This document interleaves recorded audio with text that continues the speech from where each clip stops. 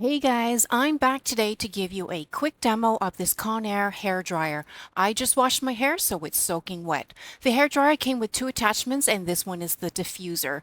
It's really easy to clip on as you saw, and unlike other hair dryers, once the attachment is on, it will not randomly fall off. And now I'll remove the diffuser and show you the other attachment.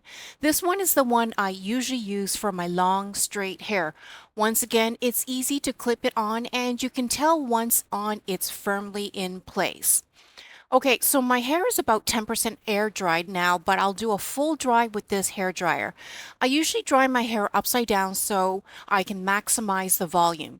You can see I'm able to wave the hair dryer around because it's very lightweight and easy to grip. I've got the heat on maximum and my hair is actually drying pretty fast on the highest of the two speeds. And finally, here's my hair completely dry. I have hair just past my shoulders and it only took me about 5 to 6 minutes to do my whole head.